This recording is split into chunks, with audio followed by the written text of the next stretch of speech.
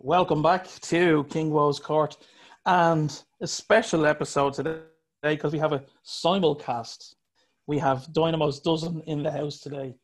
How's tricks, brother? What's the story? I suppose that would be the evident time to say, welcome to Dynamo's Dozen and King Woes Court, the podcasts that give you everything you want every single week.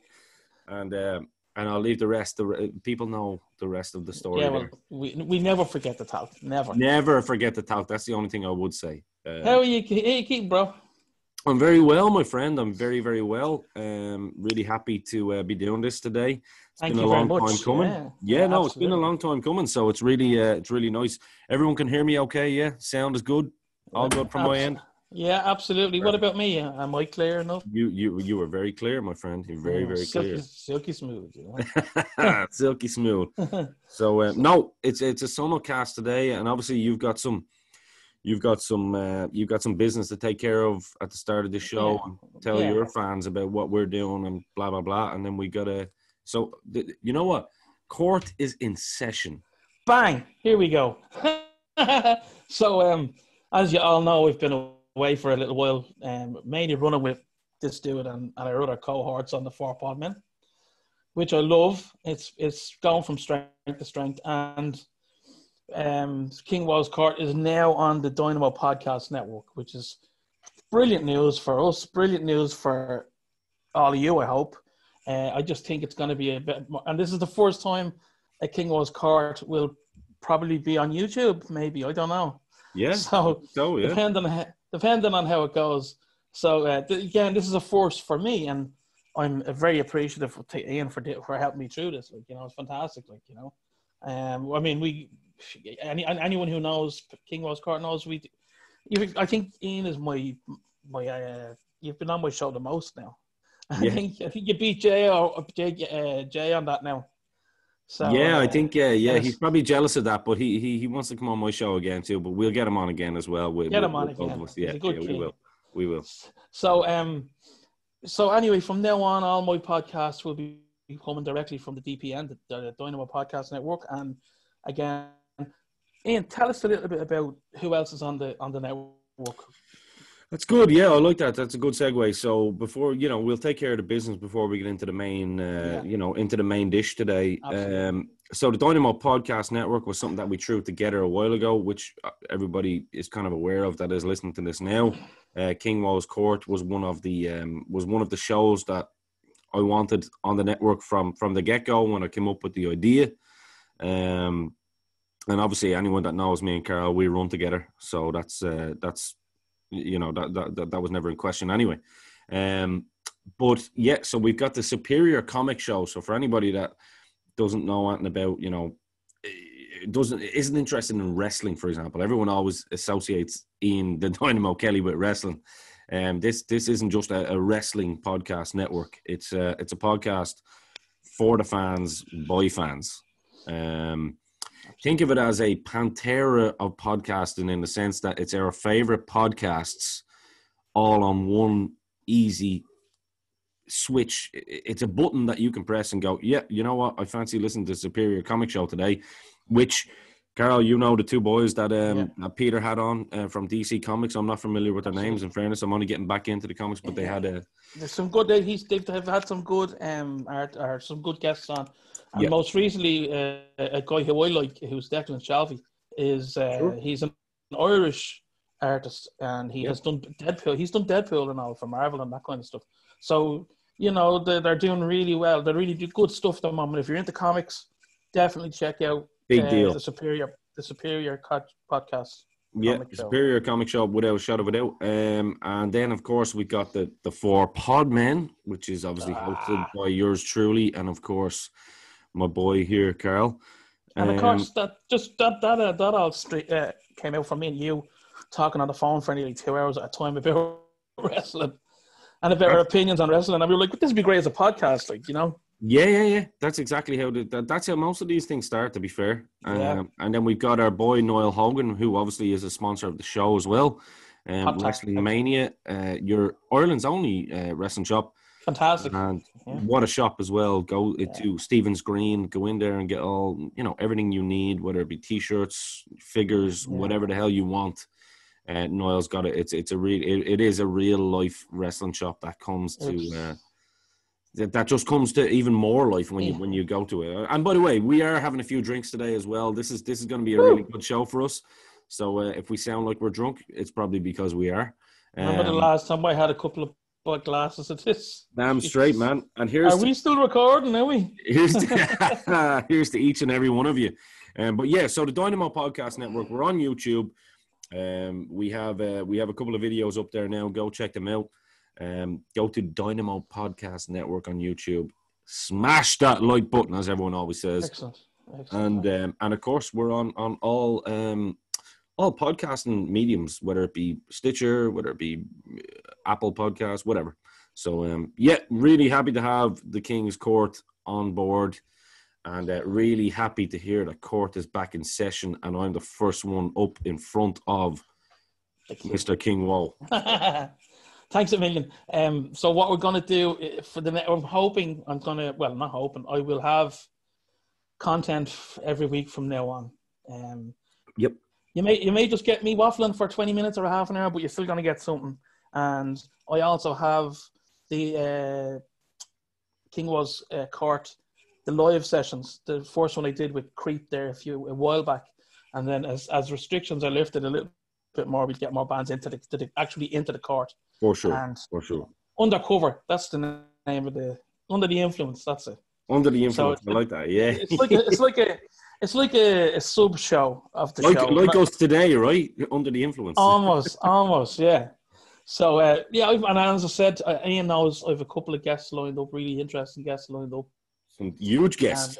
Guests, yeah. Now, of course, I primarily like to stick to Irish metal, but I'm gonna try and expand a little bit more this time and see how we get on. So that's stick with us on this little journey. So, and I'd like to segue by saying that if you're an Irish metal band out there, or even if you're an Irish musician in general, if you don't want to be on King Woe's Court, you don't know what you're missing out, guys and girls. You need to be getting in touch with this guy, because when this hits back in full effect, trust me, it's the biggest. It's the biggest Irish music podcast in my mind, for a long time. And now, now that it's on the network, it's going to be coming out regular. Carol's going to be, looking for guests. If I was you, I would say I would reach out to Carol, definitely 100%. And just because, you know what, even if you're an Irish pop artist, Carol will talk to you. That's a fact. Absolutely. Yeah. If once you're Irish, you're making your own music. Absolutely. Damn straight. It's all about looking after each other and ourselves and our own. So, exactly. Yeah. So, unless you're Westlife, you can fuck off then. Well, they don't need our help, Although I'd have Westlife on my podcast, to be fair. No problem. Dynamos doesn't. Dynamos doesn't, yeah. Pop culture one now, so. I actually thought you were wearing the whole City jersey there with your shirt when I saw you. No, I just got a lumberjack today, brother. Beautiful. Absolutely beautiful. Lumberjack. So today we're going to have a little discussion about one of our favorite bands. I know it's one of your favorite bands, if not your favorite band. Yep. So what we're going to try and do is, and it won't take forever, so don't be worrying, people. No. We're basically going to have a little chat about Iron Maiden and the studio discography. Have a little chat about each album and say what our favorite tracks from each album was. Yeah. So it's just basically a bit of appreciation for Iron Maiden, and I think we'll have a bit of fun doing that today. What do you think, I think so, yeah. Because I obviously came up with this concept to you a while back. Yeah. Because obviously it is my favorite band. A lot of people always have me down as the Pantera guy. Yeah. And rightly so. But Iron Maiden are my favorite band. They have been since I was maybe 17 years old. So so really, really, this is a subject close to my heart. So I'm looking forward to this actually. It should be good. So, we're gonna really talk about the studio albums, but we'll talk about a couple of the live albums as well, because some of them are very, very important and very much so. Yep, I agree. Yep. So I started listening. Just a little brief thing. I started listening to Iron Maiden. I think I was about, I'm gonna say 13. My uncle it got me Live After Death on double tape, double cassette. Now he got it recorded from someone at work. So he comes home with this thing, and my uncle's not into metal at all, like, you know. And what a beautiful looking, obviously, art on the front. Yeah. So I got that, and I fell in love with Iron Maiden from then. And I've had they've always been there. Everyone knows I'm a Slayer guy, but Iron Maiden are still always there. And to be honest with you, there's very, very few as good as Bruce Dickinson, in fairness. You know, even now, we will get to that. We will get to that. We will get to Bruce Dickinson and absolutely my love in for that man. But when did you start listening to them? Can you remember? I used to, believe it or not, it's a funny story. I was given a tape back in the day of Seventh Son of a Seventh Son, and I was given a tape of that, and I was given the Megadeth album. Rust in Peace. And I remember I threw the Megadeth one on first because I was a big Metallica mark. Right. And I kind of was like, okay, I'll check this out, blah, blah, blah. Didn't like Megadeth really from the get-go, I'll be honest. No disrespect to Megadeth or anything like that. It just wasn't my... It wasn't for you, yeah. Yeah, because I'm a Slayer guy as well, as you know. I'm very, like... Dude, Hell Awaits was my first album. I know, like, you know, that's there is no better metal album than Hell Awaits, in my opinion. But then I listened to Seventh Son of a Seventh Son, and it was actually true being a fan of pro wrestling. Chris Jericho was talking about Iron Maiden, and I heard Fozzy and all that kind of stuff, and this was back in, 2000? Mm-hmm. But I had already listened to Seventh Son of a Seventh Son, and it was actually true. Jericho going, oh, well, my favourite album is Power Slave. And I was like, shit, you know what? I love the album, Seventh Son of a Seventh Son. Maybe I should go back and listen to more stuff. And when I say I was hook, line, and sinker, that's exactly what happened to me with Maiden. So I got to be honest, I was actually late to the Maiden party in terms of, I wasn't listening to them since 10 years old. I was a Metallica man. I was an Alice in Chains man. I was a Pearl Jam man, a Soundgarden man. Yeah, and Pantera, of course, but Maiden were later. But my good Lord, when I got involved in that discography, dude, I was just blown away. It's amazing, it really is, and it's a Maiden. Oh, hear the Punisher there? Do you hear him? Punisher, yeah. So when we think of Iron Maiden, right? I mean, there's. As I broke it up, there's 3 eras, I feel, of Iron Maiden. Yes. 3 eras of 2 vocalists. 3 vocalists. Three, yeah. And 3 very different sounding vocalists. And drummers, to be fair. And of 2 course. As well. Very different songs, yeah.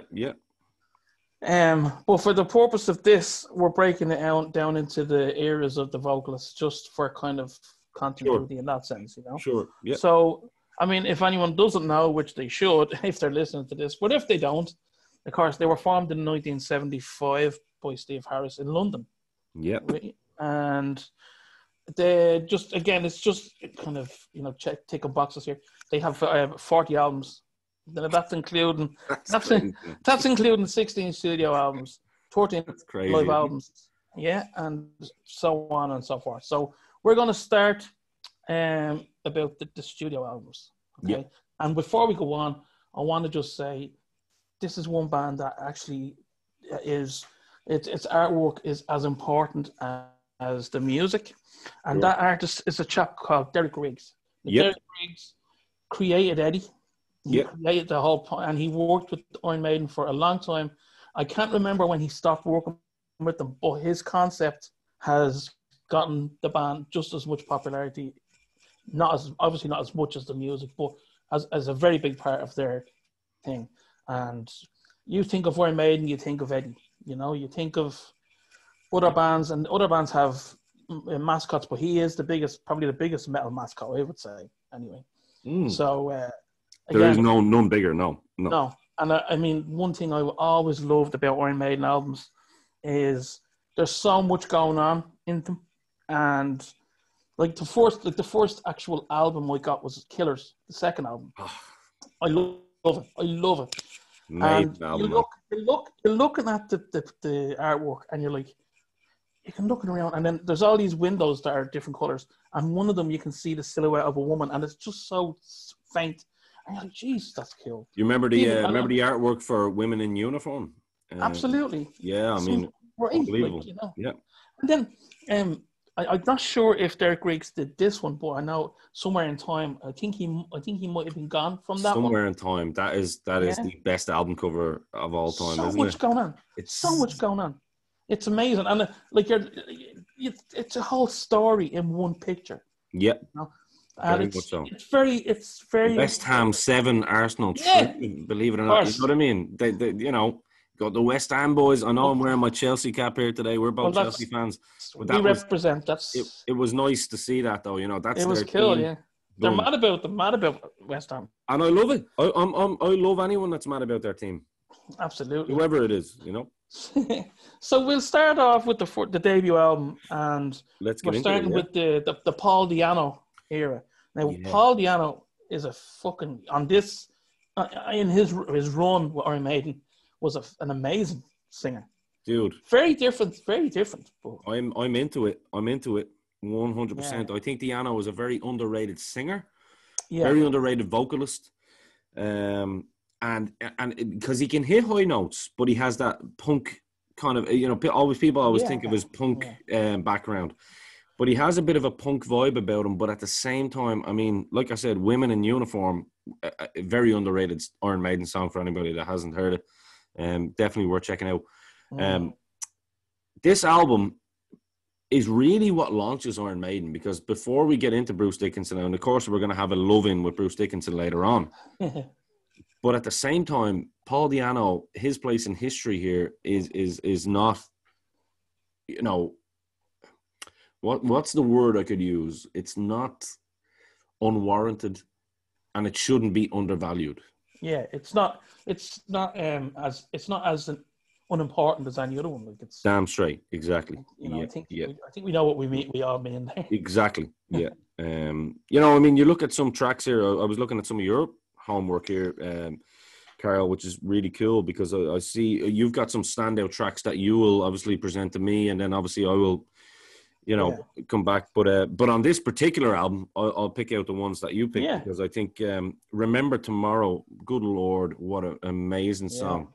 Amazing.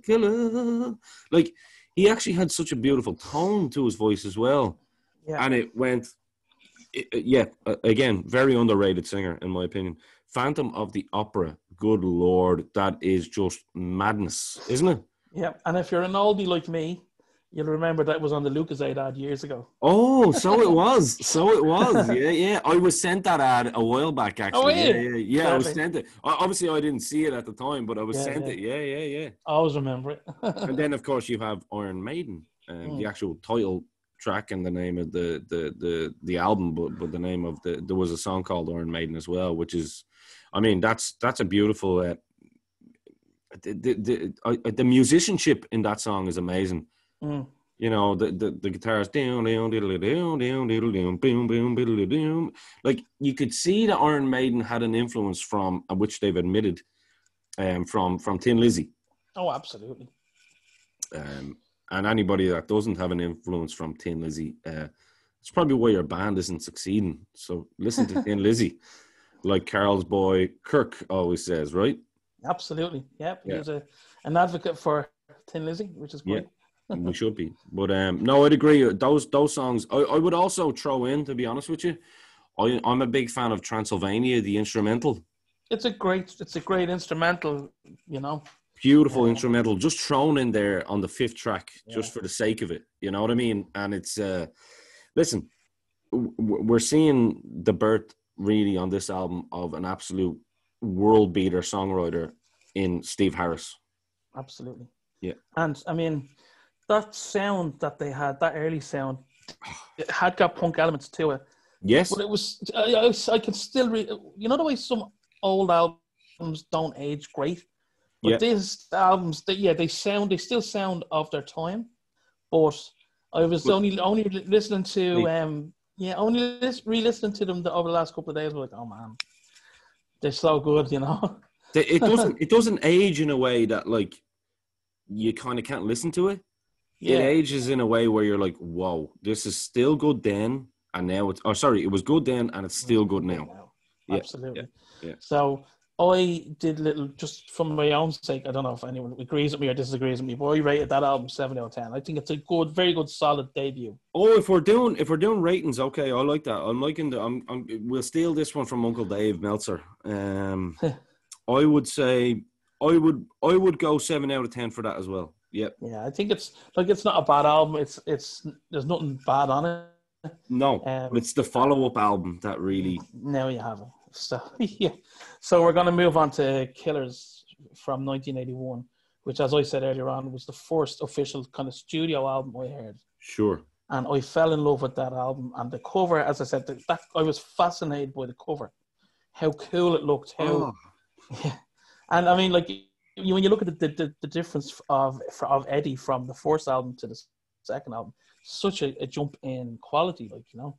Well, for anybody that's a comic book fan, right, and we're both comic book fans, you know, generally when you go into a store, you're looking for the cover and something to jump out at you. And it's the same with music, you know. People always say, don't judge a book or an album by its cover. In Iron Maiden's case, you can. Absolutely. Yeah. Absolutely. So, as I said, this is the second album from 81. Yeah. And I think this is the last one with Paul Dynamo. So he only had a short run with the band, but it was still a very, very, very impactful one. So Killers, as I said, it's probably my second favorite Iron Maiden album. In general? Yeah, in general. Yeah. Okay. That's. I think nice. so. Okay. I think so. Okay. So I mean, Rothschild is on that. Murders in the Rue Morgue. Killers, and then the instrumental Genghis Khan. They're all. Oh. Dude, I mean, those first two albums, they have obviously, you know, we mentioned the instrumental on the last one, and now they bring in Genghis Khan, which is just. Yeah. It's fantastic. Yeah. I mean, that's a show opener, right? Yeah, absolutely. Yeah. So again, and with each album, you can hear them progressing musically. It's amazing. I love that when you can hear that in a band, and not that they were bad musicians. They, by any stretch, they were not. No. But when you can but one thing I also loved about the mix, no matter what era it was, you could always hear Steve Harris his bass cutting through, and that's how you know. That's how you know he was the leader of the group. You know, because he loved. I've had this argument with people before, right? Is there a better bass player than Steve Harris? I don't believe so, because that whole the finger plucking. Finger picking, yeah. The man's hands are like leather. All right, I have pretty big hands, but Steve Harris' hand, I'd say, is about twice the size of mine, and he's a shorter guy. Yeah, because he's just. It's a band that's marching into war. That's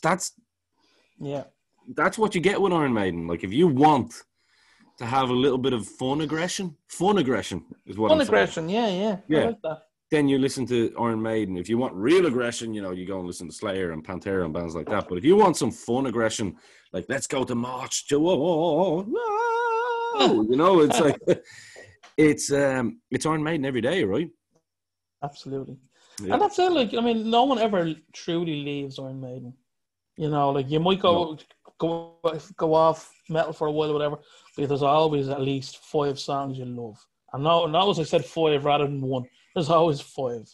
Yeah, and I'd agree with that. That's a very good point as well. And that goes for any band that you listen to. If you are really, really knee deep in, you know, balls deep, let's say, in a band, it's always got 5 or 6 songs that can pull you right back in, you know? Yeah. My little brother a few months back goes, "Oh, dude, I'm getting into Pantera. What do you think of Drag the Waters?" And I was like, "Dude, that's an extreme song for you to pick out, but I'm with you." You know what I mean? Yeah. You know, what a song. Oh, yeah. But we'll have a Pantera talk one day. We will. But yeah, you rated this album 8 out of 10, so you gave them 1 mark up, because obviously it's your second favorite Maiden album. Sure. I would happily agree with you on that. on that mark. Without, I couldn't add anything to it. I couldn't add anything to the song choices that you mentioned. Yeah. I think it's yeah. I mean, what an amazing album. Basically, it really brought Maiden into the stratosphere where they could go and look at world tours and stuff like that. You know what I mean? So I agree. So then we're going to go into I think we're going into the Bruce Dickinson era now. So I'll let you take the lead on this album. Okay, fair enough. Yeah. No, you're giving me this one. Okay. Yeah. So obviously they get Bruce in because that was his nickname. Bruce. Yeah. Bruce. Yeah. They course, get him. He was in the band. Sorry for cutting across there. He was in the band before them called Samson. Yes, exactly. Very good band, by the way. Very good band. So sorry. But no, I'm glad you actually done that because the name fucking forgone me there, and I was actually glad you did that because Steve Harris and the boys were basically looking at them going, okay, obviously Paul Di'Anno, he just didn't have the longevity in terms of being able to tour that much, and there was some kind of infighting in the bands. And look, Maiden were the quintessential Spinal Tap band because they had that many band members. You know, Steve Harris was the boss. Absolutely. And he just couldn't find the right fit. And rightly so. And he goes and basically seeks out Bruce. And this is Bruce Dickinson's first appearance on an Iron Maiden album, which is of course the Number of the Beast in 1982. Wow. And I mean, this album is I'm sorry, like if I could do 11 out of 10, I would do 11. Yeah. It's amazing. You can see the whole Charlotte the Harlot stuff is still there. That's obviously something close to Steve Harris's heart. I don't know what you were up to, Steve, but I bet you enjoyed it, my friend, and I salute you. But yeah, no, I mean, holy good Lord, I'm going to pass this over to you now because I mean, I can't say enough good things about this album. I really can't. Yeah, well, there's I mean, all the big bands, all the successful bands, there's one album that just really kickstarts something for them. And in Iron Maiden's case, it was this album. It was the introduction of a new vocalist who had something to prove. Sure. There you go. Yeah. Because don't forget, like Di'Anno is seen as is seen as a fantastic singer. So he had to fill those boots. And can I ask you a question, Carl? Just as you being a vocalist, and obviously I was too, and we obviously have we run with a lot of vocalists. You know what I mean? Like Jay McGuinness, shout out to you, brother, my boy. But like it's true because I always said that to you as well. Like when you're a vocalist, you always have something to prove. You know what I mean? And especially because you're like right, and especially with a band like Maiden because you've got that beautiful melody and sound behind you. So you gotta step up, and good Lord, did they get a vocalist that stepped up here? Absolutely. I mean, the whole album, I think I put it down as the whole album, more or less, as the standout tracks for me. Pretty much. Yeah. I mean, let's look through the tracks there. You have Prisoner, Number of the Beast, Run to the Hills. Listen, hallowed be thy name. I mean, for anybody that wants to see what Maiden can do to people, go on YouTube and check out some of the there's a lot of like black guys that are into rapping and stuff like that. Reaction videos, Reaction videos, yeah.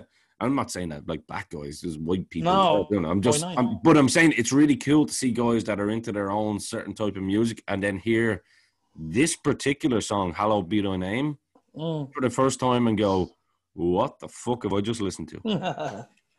You know? Yeah, it's fantastic. And then the opening track of that album, Invaders, I don't know what, it's a quirky little song. I love it. It's brilliant. Yeah. It's amazing. You know? Yeah. And Children of the Damned, of course. I mean, that's another song. Very moody, you know. So they made a statement with this album, and I gave it 9.5 out of 10. I don't know. It's amazing. You know, here's something for you, actually. for any Metallica fan out there, if you listen to Fade to Black, yeah, where does that little lick and melody come from? Children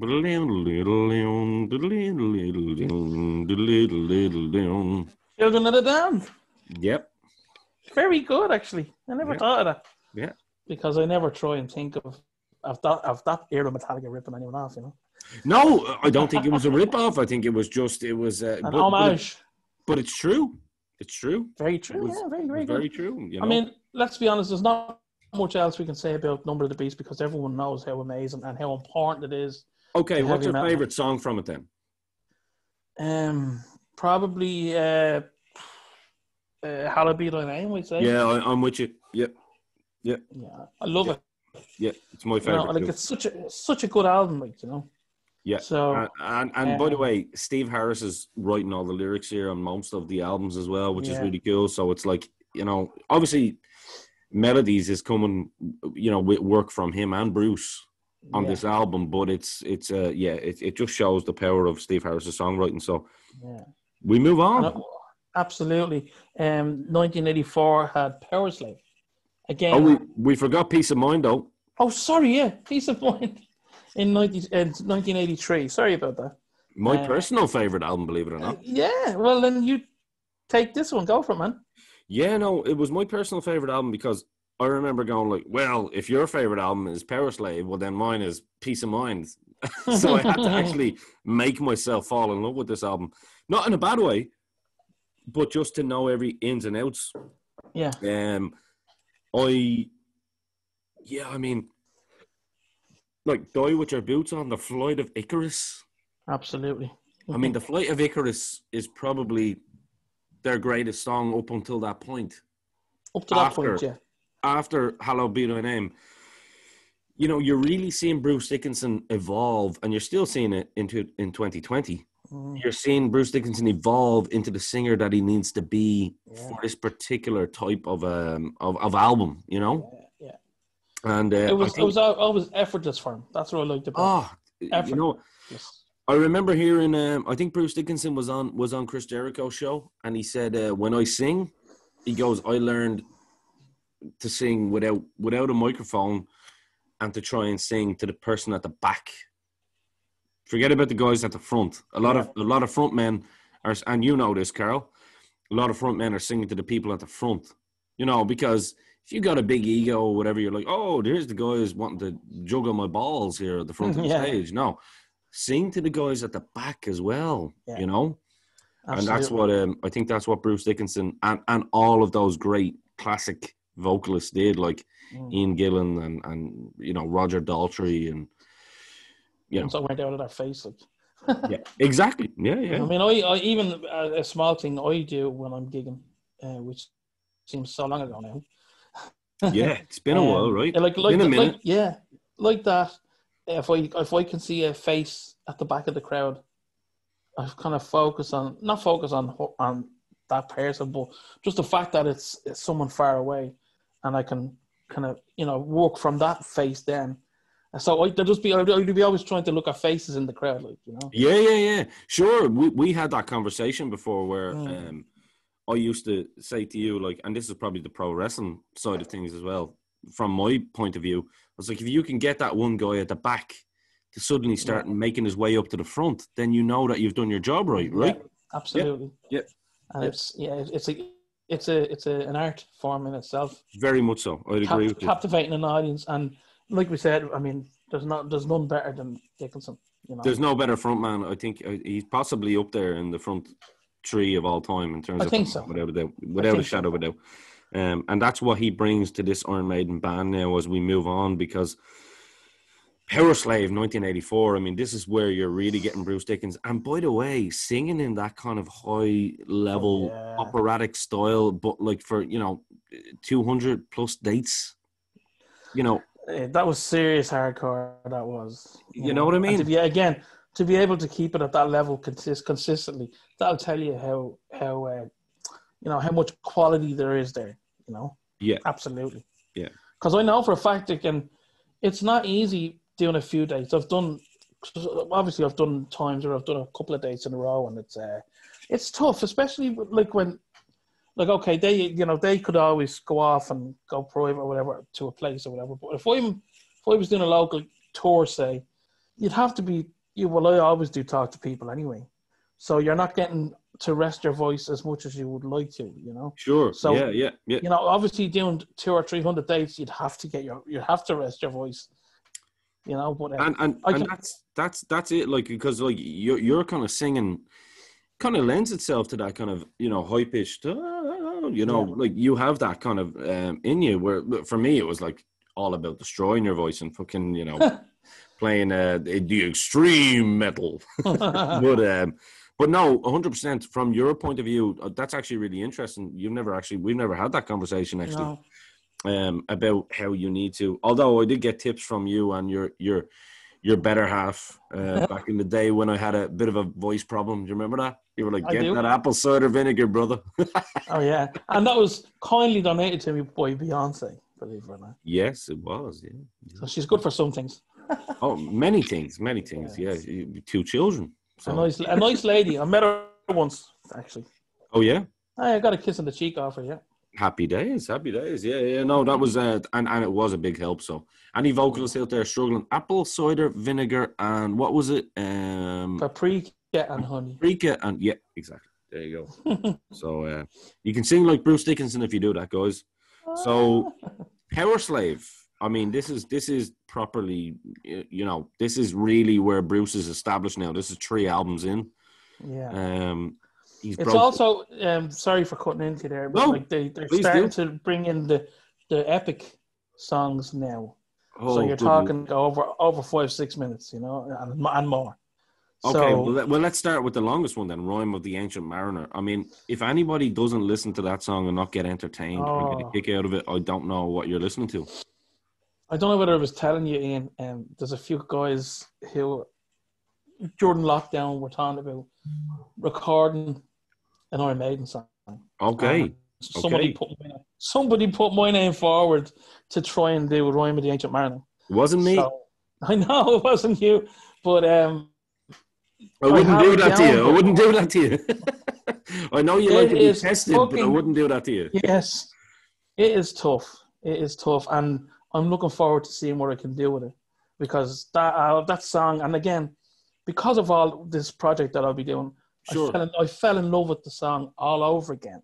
Which I'm sure you'll be giving more information in the coming weeks, obviously. Yeah, absolutely. As soon as knock down a date with the guys, I only know one of them. I don't know the others, so it's a real project, Sure, that's cool. That's actually cool. Yeah, so that's the car. It's interesting. It's going to be. I'll either do it well or fuck it up. So one or the other. There's no in between with me, I love it. Tell them if they want me to sing "Die with Your Boots On," I can do that one. I will, absolutely. That's the one. That's one I can do. But no, I would trust you to do Rhyme of the Ancient Mariner more than I would trust me to do it. And I think that's cool. And I think, you know what? Let's look at that album. Aces High, I mean, that's still the opener for Maiden. Yeah. You know what I mean? When you talk about Bruce Dickinson has the nickname as the air raid siren. They call him that because of that whole, that scream that he does, which is just actually, it does. You've seen Maiden live, right? I've seen Maiden live. For anybody that's listened to this that hasn't seen Maiden live, and there's plenty that have done as well. If the hair stands on your neck when Bruce comes out and does that scream, you're like, wow. Absolutely. That's when you know that you're in the house of royalty, almost. Yeah. In my opinion. Absolutely. I mean, up until I had seen Iron Maiden, like you said, that the hairs on the back of my neck it was like a different version of hair standing on the back of my neck. Sure, yeah, I get you. Yeah. And I've seen a lot of bands. It did go hard, yeah. So did mine. For all the right reasons. Yeah. So, I mean, like those, I think I rated this album 7.5 out of 10. But even, I know I have 3 or 4 standout tracks, but I still think their best was yet to come. Okay, I hear you. You might disagree with me on the rating, though. I'd say you might probably. Yeah, for me, like, it's funny because I said Peace of Mind was my favorite album, but at the same time, it was like, as I said, I made it my favorite album to try and be different to everybody. I've actually went, and obviously for this particular project today that we're talking about, I went back and listened to it, and I was like, it's kind of faultless. 2 Minutes to Midnight is actually my least favorite song on the album, which is crazy, right? You know, because it's that kind of poppy song. You know what I mean? It's not a pop song at all. You know, it's not. No. It's not Miley Cyrus here. Like it's actual. it's a proper rock and roll metal tune. But I just believe, like, Rhymedy, I mean, Power Slave, the title track, that is as metal as you can get, right? Absolutely. Yeah, but I would give it a 9 personally. But that's okay. That's why we have these conversations. Well, that's it. Like, I mean, again, I was only doing that just for shits and giggles. Me too, rate them, man. you know, like, me too. I'm on the fly here. Yeah. Yeah. So it's a bit of fun, you know. And if there's any Iron Maiden fans out there that want to do, you know, like their own ratings for the albums, throw them up on the comments, like, so it should be a bit of fun. Definitely. Again, this is all for fun. We love Iron Maiden. We're Iron Maiden fans, you know. All versions of Iron Maiden, so don't be worrying. Yeah. I would agree with that. Yeah, throw your comments in the section below and just literally let us know if you think we're wrong. Yeah, or right, whatever you feel. All right, yeah. Which we are right. Man. We're always right, man. So as I was saying, the next album is Somewhere in Time, which is 1986. Now this is one of your favorites, right? Absolutely. Okay. I love this album. And it's a very different album, right? Now, Carl, I'm gonna turn interviewer to you on this one, because obviously with obviously you've got Dickinson's first 3, you've got obviously Number of the Beast, you've got Peace of Mind, you've got Power Slave. It's very raw, rugged. Now they're starting to bring in the whole 80s kind of synth sound. Yeah. However, they do the synth sound better than fucking anyone again. I know. It's so organic. It fits what they're doing so well. Because Adrian Smith is obviously in the band at this point, by the way. A really important guitar player. Genius. Really important guitar player. Yeah, really important guitar player. And I mean, Jesus, this album, it kind of feels like an experience. You know, from the moment you get the thing in your hand. Again, it was only tapes for me. I never had a record player. Yep. It was always tapes. Yep. But the fact that it again told a whole story, and you could look at that album cover and experience the whole story while listening to it, while watching the cover, looking at the cover. I love that. That's what an Iron Maiden album was always an experience. You know. Yeah. So this album is no exception, you know. Somewhere in Time, and for me, the title track "Somewhere in Time," called "Somewhere in Time." Oh, what a tune! Yeah, see a Madness, Heaven Can Wait. There's another great pop song, Heaven Can Wait. Yeah, and you can see that Iron Maiden they put in their football fandom by doing the chants. Whoa, yeah. Whoa, whoa. You know, that's what they do. It's genius. And then you're fine. And then Stranger in the Strange Land, which is probably my favorite song on the album, which I don't know if people agree with me or not, but that's, again, it's all for everyone's. It's all for mine is Alexander the Great, personally. I love that song. I love it.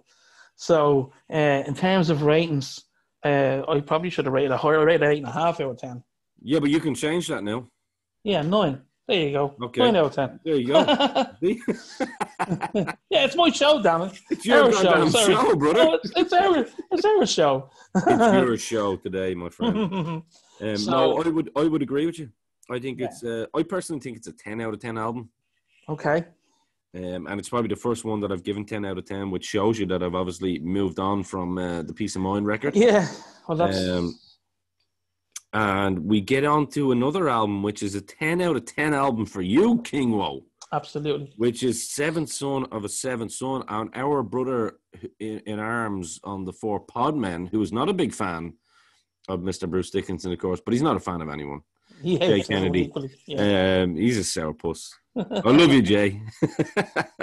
No, all joking aside, he said that. He goes, I cannot fault that album. That's one of the most impressive pieces of work that has ever been. He was only saying it there last week, I think, wasn't it? Yeah, it was. It was, with us, yeah. I mean, that album for me now, like, that came out when I was old enough to listen to music. Sure. You know, I was 11.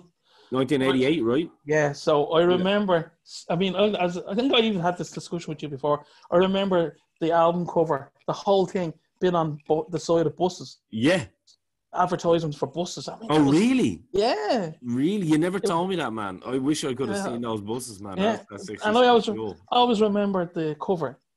And because, as I say, it was so striking for me as a young child. Sure, yeah. And then, as I said, I got a few years on, 3 years later. Then I was listening to everything I could that was Iron Maiden. Yeah, yeah. And that whole, like, I just love the bleakness of the ice and it's amazing. So every song on that album for me is a winner. There's no filler on that album, you know. I don't believe so. I don't actually believe there's a filler. I mean, like, let's look at the songs that you picked out. Moonchild, I mean, what an opener. Yeah. Moonchild. It's so fucking good, man. Yeah. And if anyone hears me singing here, I'm just being a fanboy. So, that's what we're doing today. We're fanboys, are us. Slag me in the comments all you want, guys. I can take it. Don't worry. I've got thick skin. He has. Infinite Dreams. Oh, baby. Yeah, I'm glad you picked. That's actually a very underrated song. Absolutely. Can I Play With Madness? That's obviously their hit song, which of course they did with the guy from Monty Python. What was his name? He died. He was Eric Brian. He was Brian in Life of Brian. Eric Idle. Yeah. No, Eric Idle's still with us. Terry Gilliam. That's exactly it. Yeah. Oh my God, the evil that men do sometimes can part their way. Oh man, Bruce Dickinson was just so fucking good. Seven Son, the title track, again, just an absolute belter. 9-minute song. The Prophecy. You've literally named every fucking song on this album. That's one of my favorite albums. Like, of all only time. the good die young, only evil seem to live forever. I always say that, and it's still relevant today. Yeah, only the good die young, and that's true. So true, so true. And that we celebrated, an anniversary. Yeah, very recently, and it's so true. I'm like, what about that guy? Yeah, why didn't he go? It really hits home. No, but it really does, like you say, it hits home when someone good does go before the time. Yes, yes. It's, and I think we've all experienced that at some point or another. Yeah. But it's still, so yeah. And you see that dickhead still living, Yeah, there's loads of them that we could probably name, but we won't. Oh yeah. Oh well, we won't, just for fear of invasion rights and whatever and snowflakeness. So there's a lot of that. There's a lot of that. But you rated this album 10 out of 10. Yes. So absolutely. This is the perfect album in your mind. Perfect Iron Maiden album for me. Okay. I still listen to it repeatedly. So. Okay, well I can't disagree with you on that one. To be honest with you, I cannot disagree with you at all. We get into 1990, the 80s end. There's a 2-year gap here. Yeah. And why don't you bring me into this one? Well, this album, No Prayer for the Dying, was the first album I remember kind of being a fan when it came out. Yeah, because you were saying you were about 11 or something when the 11. So it was about 13 or 14. So you're into the teens now. So you know what's up, like. Yeah. So I knew when a new Iron Maiden album was coming out. So that's what I'm saying. This is the first one I'm kind of into the band for at release. Okay. Oh, I get you. Yeah. And 100%. I don't know. This album gets a lot of kind of back and forth. It's a bit of up and down. No. And I don't know why. It doesn't get the credit that it I think it's very horror album, isn't it? Yeah. Did you get that vibe? Yeah, very much so. Go ahead. Sorry. Yeah, there's just there's cool kind of themes going on in the background, and But at the same time, go on. No, I was just going to say, like, this album kind of reminds me of old school Hammer horror in a way. Yeah. Even the way the tour went, you know. Yeah, true. Yeah, absolutely. But the standout tracks for me on this, because to be honest with you, I think they've at this stage they've passed their classic period. Sure. Right, yeah. And like they're still hitting out winners, but they've passed the classic period now. So on this album, I think I put in Tail Gunner, Holy Smoke, The Assassin, Bring Your Daughter to the Slaughter, and Mother Russia. And of course, I think they got number one in the pop charts with their only number one hit. Yeah. So that's obviously a success for them, you know.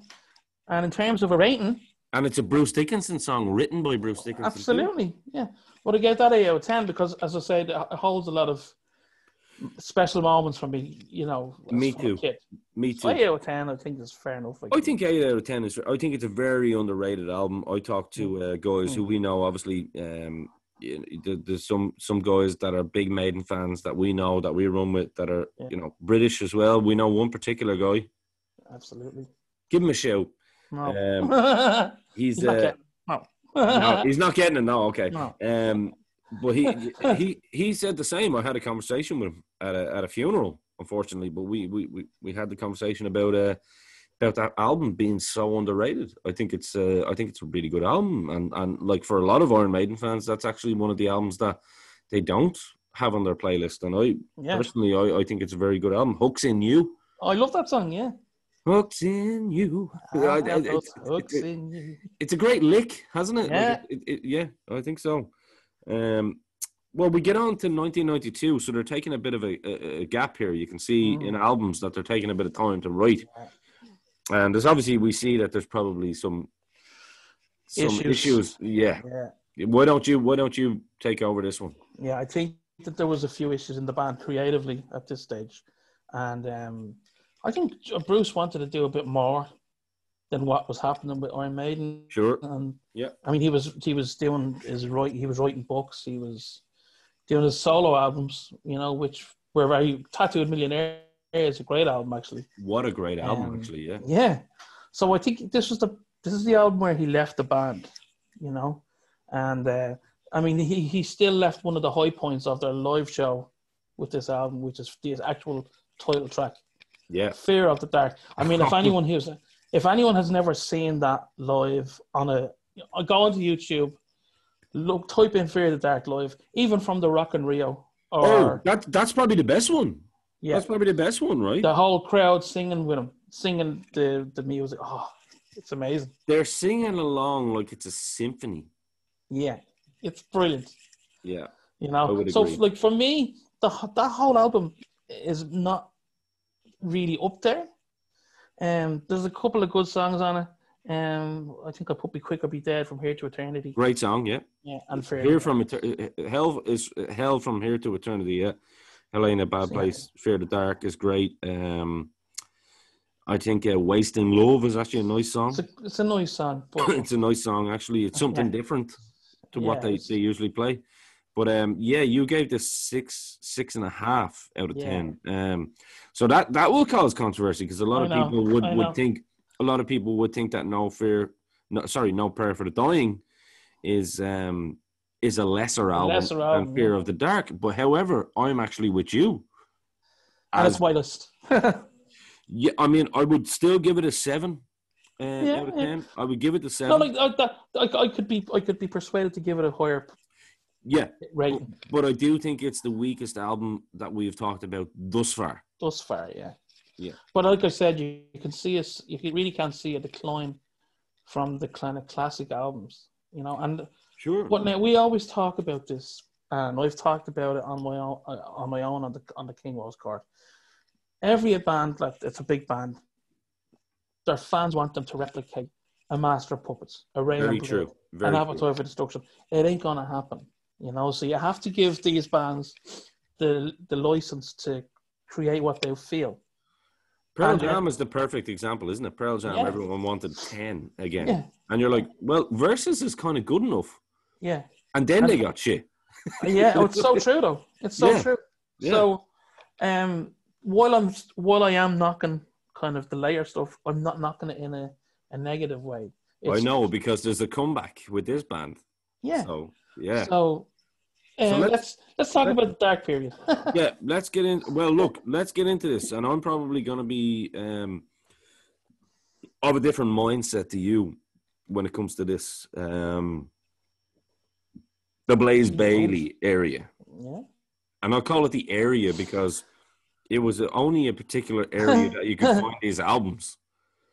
You know what I mean? It wasn't Iron Maiden anymore. I Yeah. mean, it was big in No. Sweden. It was big in Japan. It was big in Belgium, but it certainly wasn't big in Britain. It wasn't big in the mainstream markets. Is what would be the best way of saying it. I think Blaze Bailey, he done an amazing job. I think on the X Factor. To be honest with you, he had his own style. And I think this is the first time you actually see Maiden becoming a progressive band as well. Where, as in progressive, as in like you see that instrumental shit really getting progressive, and you know what I mean by that. And absolutely. any musicians will know what I'm talking about there. Yeah, I mean, Lord of the Flies, what a great tune. You wrote Fortunes of War. Oh man, Fortunes of War, such a great song. The Unbeliever. Man on the Edge is just such a great song. And you know what? I have to say, Blaze Bailey was unfortunately gifted with the task of replacing one of the greatest frontmen of all time. All time, yeah. He did his best. He did his best. He did, and he seemed like a nice guy as well. And I'm gonna give this album the respect that it needs. I think it's a better album than Fear of the Dark. Okay. And I think it's I would give it a 7. I would give it a 7.5 to 8 out of 10 compared to the previous album. I think it's much better than Fear of the Dark personally. What about yourself? Yeah, no, it's again, as you say, it's very different for Iron Maiden. There are parts of it that do sound like Iron Maiden because you're always going to get sections of an Iron Maiden where you go, yeah, that's the lads, you know. Yeah. In terms of Blaze Bailey was a good vocalist, not a great vocalist, but a good vocalist. I hear you. And I hear you. Sometimes it sounded like he was trying to emulate Bruce, but he couldn't. It was outside of his range, and that's no knock on him because very few people can match Bruce Dickinson, you know. So he did the best he could with those 2 albums, which of course we will lead into. Like if I was tasked with replacing King Woe for Two Tales of Woe, right, which would never happen, obviously, because you're the boss. But anyway, just say, for example, dude, you're talking about 2 completely different vocalists to a point where you can hit certain high notes, but that's not the high note isn't necessarily your gimmick, if that makes sense. Yeah. I hope that makes sense to people listening, because what I'm saying is you have a low tone, like, for example, me, I have a low tone, I have a baritone voice, you know, and luckily I had this man beside me helping me along the way to kind of finding that voice. But there was certain ways that I could kind of reach high notes and then bring it down. Whereas you're talking about Bruce Dickinson and someone like you, Carl, who sings in a higher octave and a higher tone. And it's you can't replace that. So I mean, they had to bring in someone different here, you know, and had to try. And again, and that argument of what I was saying, where you have to give these bands a license to try something. Sure. And I think this was the perfect opportunity with these 2 albums, was to give these guys. I think they've earned the right at that stage to try someone else out, to give them the chance to try and continue on the legacy, you know. Now they're playing smaller venues here. You can see the Dickinson effect is quite prevalent here.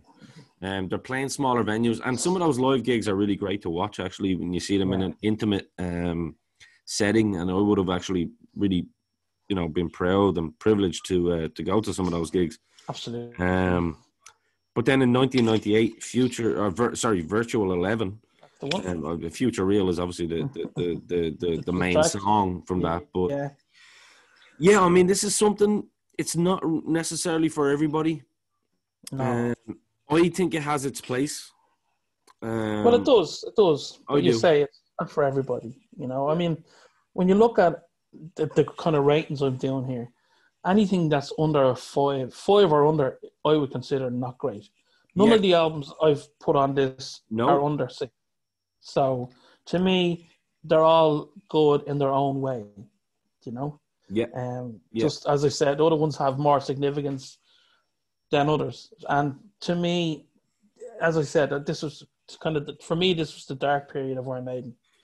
And that's, again, it's not a knock on Blaze Bayley, but he's trying to follow up from Bruce Dickinson. You just don't do that. It's impossible. It's impossible unless, it's impossible. I mean, you picked out some tracks here, which I'm actually really proud of you for these tracks. Obviously, Future Real is a fantastic song. Brilliant song. In its own right. But Lightning Strikes Twice, and this, right, for anybody that wants to listen to the progression of Iron Maiden, what I was talking earlier in terms of the musicianship. Yeah. That whole, this album is all about when the vocal finishes. Yeah.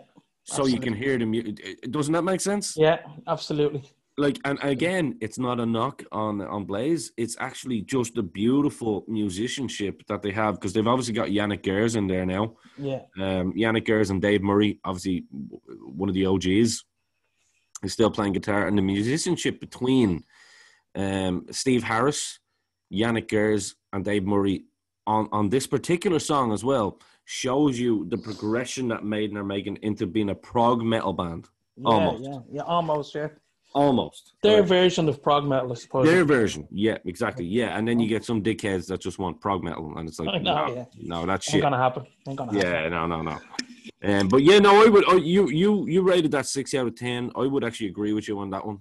I think it's a weaker album than the X Factor. I think the X Factor is probably a little bit better.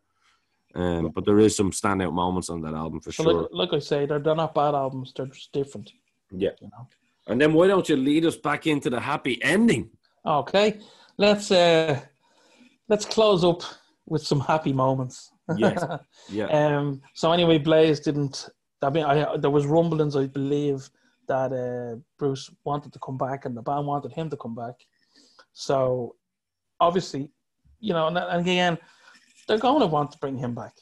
Like I say, that was their happiest time. That was their most productive time. Well, him and Steve were good friends anyway, weren't they? Yeah. Even during the whole, leaving of the band, it wasn't a bad breakup. Yeah. No, there was just, I think Bruce wanted to go off and do his thing, and now he comes back with a fucking belter of an album. Oh my God! Brave New World. My God, 2000. This is crazy, isn't it? Whew. This is when they started. From this album on, it was almost like they just wanted to write 7-8 minute songs for every album. But you're never bored on those songs, are you? No. This is what Dragon Force want to be. Yeah, they ain't gonna be. Yeah. I mean, for me, The Wicker Man, obviously, Brave New World, Blood Brothers. I love Blood Brothers. Oh my God, that's a beautiful song, man. Yeah, Dream of Mirrors and The Nomad. You picked out my favorite songs from that album. You left one song out though. What one? The very what's it called? Oh my God. Oh my God, what's the name of this is gonna kill me now. Hang on. Let me get it right now, guys. This is the great thing about YouTube. You can always find things when you're on the intranet. Intranet. Here we go. Boop, boop, boop. Here we go. Sorry. It is, of course, the beautiful song "Out of the Silent Planet." Yes. It's a good song. Didn't click with me as much as the others. No, I hear you. Yeah. It's all opinion shit. Yeah, of course. That's the great thing about opinions, Yeah. Yeah. So I mean, what a way! It's almost like almost like a new debut album. Yeah. So, you know what? I would 1,000,000% agree with what you just said right there. This is a comeback album and it's a new debut album. This is like Bruce coming back once again, and it's a different era of Iron Maiden. Absolutely. And it's, like we say, this is the third era of Iron Maiden. Yeah. So this is the era that we're in now. And then they take 3 years to do their next album. Which was Dance of Death, which was when I saw them. That was the first time I saw Iron Maiden on that tour. I was there as well. Yeah. That was my first ever Iron Maiden gig. Yeah, when Infamous Steve Harris was drinking pints. Yeah, they drank a pint of Guinness. And have you ever seen a man drink a pint of Guinness quicker than Steve Harris? I have not. I have not. But so, that was that infamous gig. Remember when he waved the Union Jack around on the Trooper?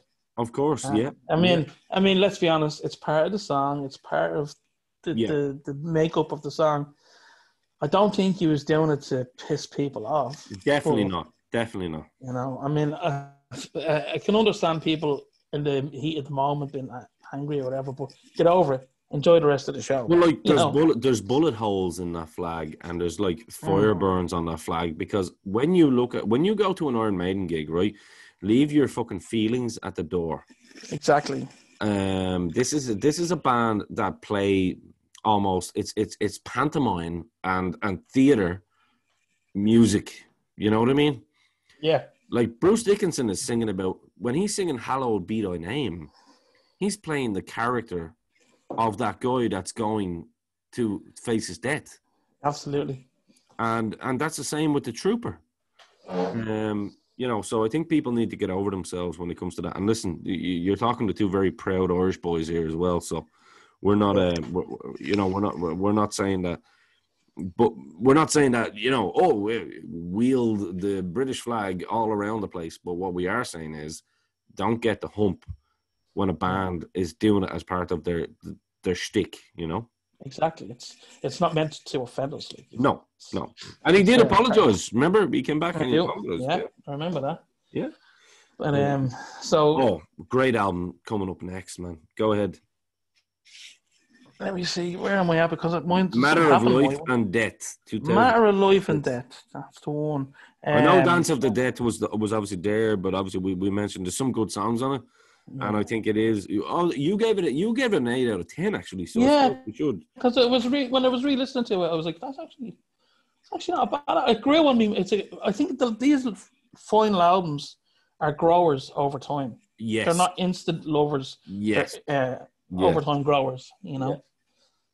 So I mean, Matter of Life and Death for me would have been These Colors Don't Run, Different World, The Pilgrim, The Reincarnation of Benjamin Braid.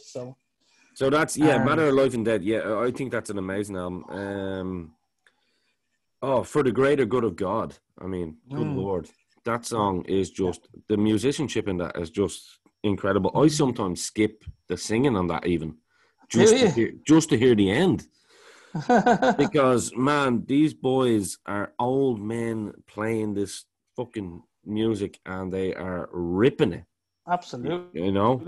And then we have The Final Frontier, which obviously I think out of the new, out of the modern Maiden, I think it's the weakest album personally. I think they can. Yeah, go ahead. I was just gonna say I wasn't too hot on that one, like, you know.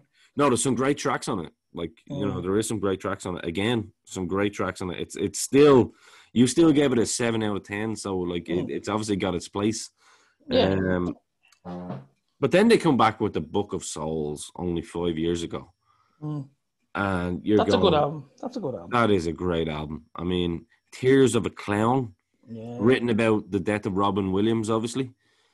And when you actually read the lyrics, and, you know, for anybody who wants to have a cry now that was a fan of Robin Williams, listen to that song and read the lyrics, and you can see exactly what Steve Harris was writing about. And you know, so I mean that's the last album. I suppose, Carl, we would be doing this conversation on Iron Maiden this service without talking about some of the live gigs. Absolutely. Because they are albums now, and Iron Maiden have always known how to market. Absolutely. You know, they're live gigs, but they're not just a shitty copy that you pick up. They are good live gigs. They're the real thing. Live After Death is probably one of my favorite live albums. Probably one of your favorite Maiden albums in general, right? Yeah, it would be. Yeah, it actually would be, because it's got everything on it, and the sound is just class, and there's enough sound from the crowd to make you feel like for me, Long Beach. Yeah. Oh, brilliant. Yeah, brilliant. And then you have Rock and Rio. Oh, good Lord. I mean, this is the album that really made Maiden like big again, right? Because obviously Brave New World releases, but they get to play Rock and Rio and headline Rock and Rio in front of almost 1 million people. I know, it's unreal. Because Dickinson is back in the band. Again, it's you've got superstars and then you've got guys that are stars. Yeah. But you got superstars. He is. He's one of the main men, all right. And always was. And even now is, you know. Dude kicked cancer's ass. I know. It's brilliant. Back, you know? So there is, I think it's probably going to be an abrupt end, but I think we've pretty much gone through. No, I like that. Most of the things. It was, again, I'm thinking of doing this on a more regular. I want to try and do different types of shows now for King Woes Court. And maybe, Ian, you'll come on again and we'll do a Pantera one. I think we'd be doing listeners a disservice if we didn't. Yeah. So maybe maybe after Christmas we'll do a Pantera one, and you can lead that one. yeah, maybe. We'll run it together. Don't worry. We'll run it together. Yeah, I think so. But no, I have to say, and you will be running shows every week now. That's because Carl now has me nagging him all the time to do these shows, and he's my boss. but I'm really glad that he is, because these shows, obviously, I just want to shout out to Carl's listeners. You know, if you like this, cool. You know, if you don't like everything on the Dynamo Podcast Network, that's absolutely fine also. Yeah. But what we're doing is we're giving people options, you know what I mean, to listen to something different, whether it be football, comics, wrestling, movies, music, fresh socks and jocks, and everything in between. You know, but honest to God, I think I hope everyone supports Carl in his return, because I think this is a podcast that shouldn't be lying on the floor. Thanks for that, man. It means a lot, because I've been wanting to try and get it back up and running, and I've got you kicking me ass now, and one or two of the other lads from the DPN are kicking me ass as well to get back into it. So yeah, it's a good thing. It's a family. I love it now. It's like a family. It's with love. Yeah, and it feels like something to be proud of and to be a part of. So absolutely. And absolutely. I mean, for ages, in terms of podcasts, and I didn't play well with others, but I think I'm doing okay with the Four Podmen. So, you know, that was like a tester for me. Yeah, you were. Yeah. Well, look, listen, you're from the band world. Do you know what I mean? Not everyone plays well with others in band worlds. You know what I mean? We've got differences of opinions, and you're very heavy set in your opinions, and that's not a bad thing. As am I. You know, absolutely. But yeah, I know, absolutely. Well, no, the funny thing is, when you think about it, you know, I'm the quiet one of the Four Podmen. I know. So that'll give you an idea. If you've ever wanted to see how quiet King Woe can be, listen to the Four Podmen. I know. And listen to the two that too. Just giving it socks. Like. It's 4 alpha males, but it's like 3 in particular going hell for leather. You know what I mean? Yeah. And even I take a step back sometimes, but I'm the host, so I have to do that. But yeah, guys, if any of you like pro wrestling or anything like that, go check it out. The 4 Podmen. We have our first YouTube video up, of course. Yeah, which was great. On the Dynamo Podcast Network. Finn Martin stepped in for Carl. Thanks, Finley. Thank you very much. Yeah, he stepped in. I think he done you a service, to be fair. He did. I really enjoyed the show. And we're going to be back next week as well with more 4 Podmen. We're going to be here every week with 4 Podmen, with Dynamo's Dozen, with King Woes Court. Just go check it out. Dynamo Podcast Network. Check it out on YouTube. Subscribe on follow us on Instagram. Follow us on Facebook. All that usual bullshit that people give you. But no, follow us on Spotify and the likes of Apple Podcasts and whatnot, because we, guys, I think you're gonna enjoy what's to come, and we've got Carl off the floor now, and he's ready to come back and fucking kill. I'm ready to chew some heads off. He's ready to kill, exactly. Yeah. And I think that's a great way for you to close the show today, Carl. Absolutely. Thank you very much, Ian, for doing the simulcast with me. Dynamo's Dozen fans, thank you very much. As I'm sure you're sick and tired of me at this stage. No, they're not. And, of course, King Woes Cork, guys, as always, thank you very much for sticking with me. I know there's a lot of people that do stick with me, so thanks a million. As I said, I've always done it because I love it. And if you like it, great. If you don't, then, listen to something else, that's okay.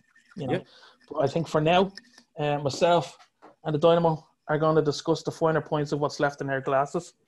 And King Woes Court is back. Absolutely. We will see you next week, and we'll have another guest on. So for now, adios.